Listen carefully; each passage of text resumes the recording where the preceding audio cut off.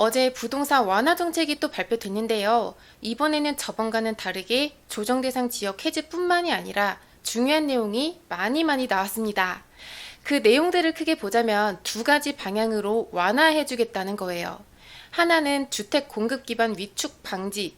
이걸 쉽게 말하면 주택 공급을 늘리겠다라고 하는 거고요. 나머지 하나는 내 집 마련 잘할 수 있게 도와줄게 라는 건데, 진정한 의도는 이 내 집 마련도 있겠지만 결국에는 얼어붙은 매수 심리를 한번 끌어올리겠다로 보여집니다.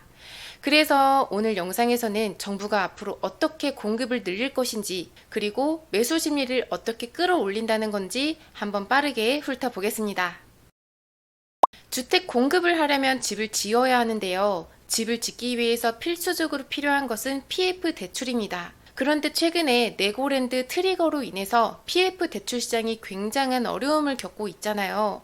그래서 잘 공사하던 곳이 중간에 멈추기도 하고, 또 PF 대출이 안 나오다 보니까 아예 공사를 시작조차 못해서 공급 물량까지 현저하게 줄고 있는 상황입니다.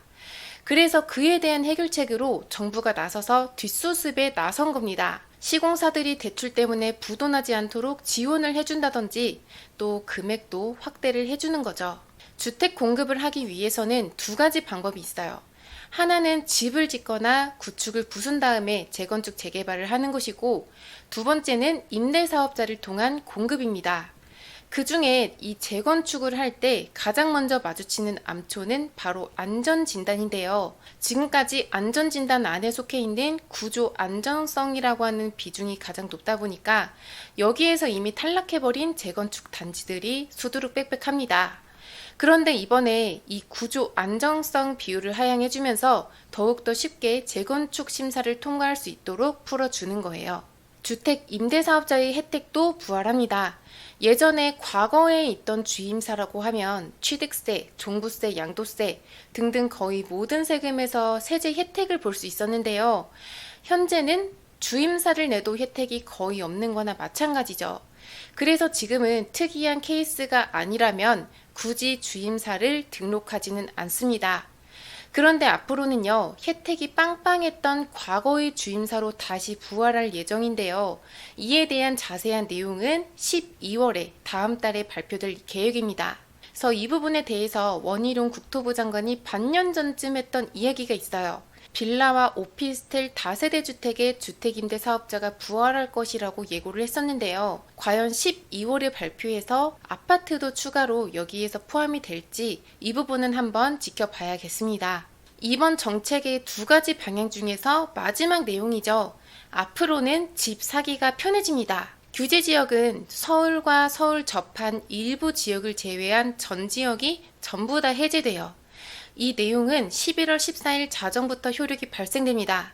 규제 지역 그대로 유지되는 곳을 한번 본다면 서울 전 지역과 과천, 성남, 하남과 강명이 있고요. 반면에 규제 지역이 해제가 된 지역은 많이 있습니다. 이렇게 있어요. 그런데 여기서 특이한 점이 있다면 보통은 한 단계씩만 해제를 해주거든요.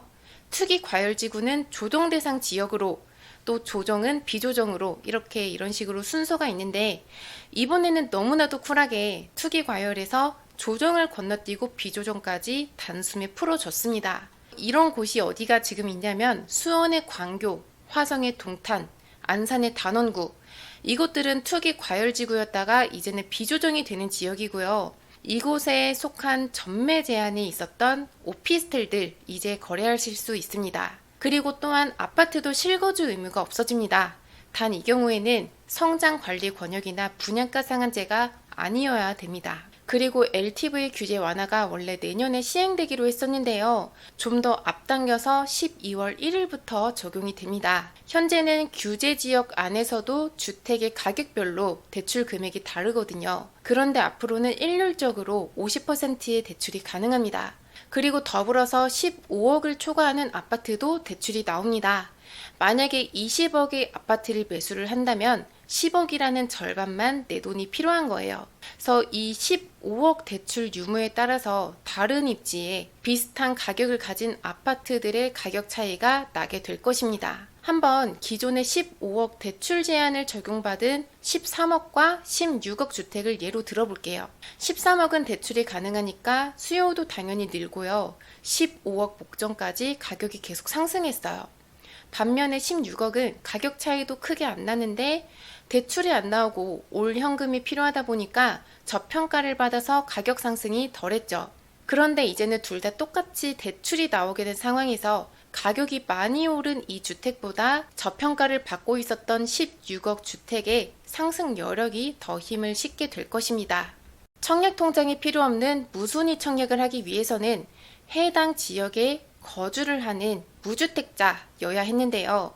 이제부터는 해당 지역에 거주를 하지 않아도 무주택자라고 하면 다른 지역까지 줍줍을 할 수 있습니다. 여기에서 아쉬운 것은 무주택 요건이 앞으로도 유지가 된다는 거예요. 그래서 슬프지만 무순위 청약은 1주택자 이상은 해당이 없는 내용입니다. 여전히 정부에서는 다주택자에 대한 시선이 달갑지 않은 것 같아요. 그런데 만약에 지금처럼 미분양 물량이 계속 쌓인다면 분명히 무주택 요건도 없어질 거라고 예상을 합니다. 그리고 2013년도에 시행이 됐었던 5년간의 양도세 면제 조건도 한번 기대를 해볼 수 있어요. 이 시기에 동탄의 시범 아파트를 매수하셨던 분들은 이때 돈을 많이 버셨죠. 특례 보금자리로는 이 세 가지를 짬뽕해서 이번에 신설을 한 것입니다.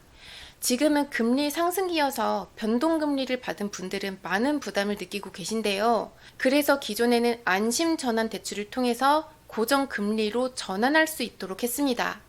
그런데 한도가 4억으로 낮다 보니까 최근에 6억으로 상향을 했고 이번에는 6억도 부족하다고 생각을 해서 이번에 특례 보금자리론을 통해 9억까지 또 상향을 해준 거예요. 이 내용은 2023년 초에 시행이 될 예정이니까 6억에서 9억 사이에 집이 있는 분들은 기억해 두셔야 되는 그런 내용입니다. 내 집이 조정 대상 지역이었다가 이번에 비조정으로 해제된다면 앞으로는 이렇게 변할 것입니다. 등기치고 2년 실거주 의무가 있었다면 이제는 실거주 없이 2년만 보유를 해도 비과세를 받을 수 있어요. 단 취득 당시 조정 대상 지역이었다고 하면 거주 2년은 채워야 됩니다. 슬픈 소식이죠. 다음은 2주택자의 취득세 중과가 8%였는데 1에서 3%대로 줄어듭니다. 그리고 분양권 전매 제한도 해제되는데요. 이 밖에도 대폭 수정되는 내용이 많으니까 한번 멈춰서 캡처를 해두셔도 좋을 것 같습니다. 이번 정책의 총정리를 한번 해볼게요. 한마디로 거래 활성화를 위해서는 이걸로는 부족하다. 이것이 일단 결론입니다. 이 거래가 활성화가 되려면 국내와 국외적으로 두 가지 전부 어느 정도 충족이 되어야 하는데요. 국내에서 이번 같은 완화 정책들을 계속 꺼내다 보면 매수 심리가 당연히 어느 정도는 조금 살아날 수는 있겠죠. 그런데 결정적인 이 국내인으로서의 결정적인 한방은 취득세 중과 그리고 DSR 규제가 풀리느냐 이 두 가지가 관건입니다. 그런데 이 한방들은 시기가 언제냐의 문제이지 결국에는 풀리게 되어 있어요. 그리고 풀려야 되는 게 맞기도 하고요. 또 국외적으로 한번 보자면 미국의 금리 인상으로 인한 신뢰 위축, 이게 가장 큰 문제라고 할 수 있는데요. 올해만 해도 벌써 4번째 자이언트 스텝을 계속해서 밟고 있죠. 코로나 때문에 엄청난 양의 달러를 풀었는데 그 후유증으로 엄청난 인플레이션의 고통을 받고 있는 시기라고 할 수 있습니다. 우리나라만 봐도 물가 상승을 매일같이 보이고 있죠. 그래서 지금까지 풀린 이 유동성을 회수하고 인플레이션을 잡기 위해서 지금 금리를 올리고 있는 것입니다. 다만 미국도 주변국들과의 관계를 위해서 또 자국의 지위를 위해서라도 어느 정도의 수준에 다다르면 금리 인상을 멈추거나 안정화할 것입니다. 그래서 내년 정도면 상승폭이 안정화되리라 보고 있습니다. 즉 결론적으로 아무리 작은 것들을 풀어봐야 효과가 미비하고 큰 게 먼저 풀려야 효과를 본다 라고 말씀을 드리고 싶고요. 오늘 영상은 여기서 마무리하겠습니다. 좋아요는 좋아요. 감사합니다.